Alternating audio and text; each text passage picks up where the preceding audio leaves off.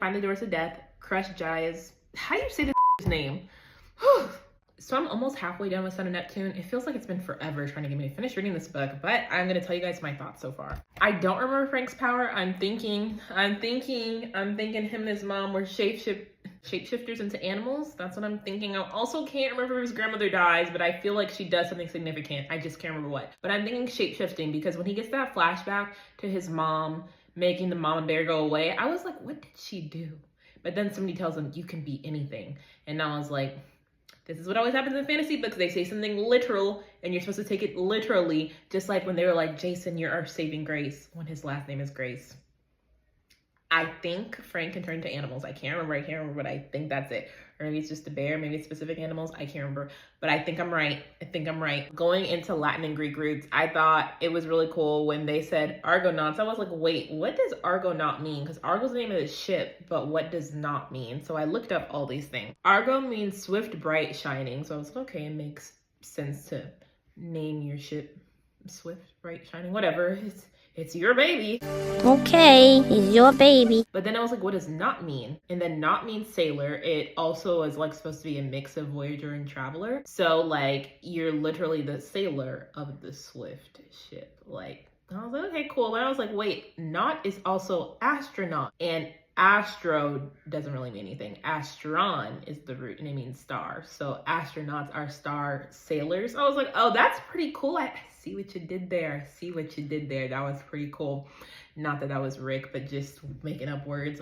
You guys did your thing. I actually do like Mars more than Aries. I just think his Roman form is more formal and like, let's just get to the point versus let me be the rudest person in the room. Aries pisses me off and maybe I'm just remembering my hatred for him to be stronger than it was. But Mars, I'm like, I can deal with you. I don't hate you actually. I loved when he got straight to the point with the prophecy too.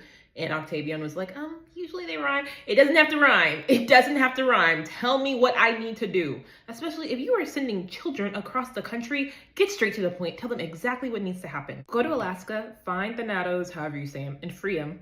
Come back by sundown on June 24th or die. Thank you for telling me. Because you know how mad I would be if I was 15 and you were like, go, bye, figure it out. Tell me exactly what to do. Stop playing in my face. It doesn't have to be as complicated as you make it out to be. Sorry to Rachel, prophecy giver, but we don't really need you. We don't need your little prophecy speak. We just need you to get straight to the point. I also thought it was funny when Mars called the girl who died, Gwen, Centurion Shish Kebab. I was like, that was actually wild.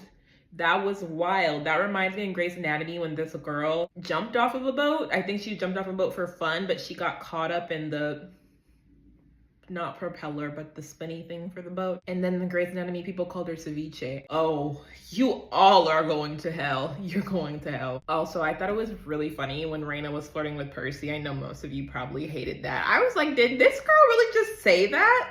This is a children's book. We can raise an army and find the Doors of Death, crush Jaya's, how do you say this name? Gaia. Raina said, we can raise an army and find the Doors of Death, crush Gaia's forces once and for all. You would find me a very helpful friend. Should I be in the room with you guys right now? Do you need alone time? I was like, were you not just talking about Jason 5 seconds ago? Girl, I respect your game though. Once again, I respect your game. Do what you gotta do. But Percy was like, yeah, I got a girlfriend and I don't really want to be in charge. I don't know you guys like that. I don't really want to be here particularly. I didn't even want to go on this quest. I feel that too.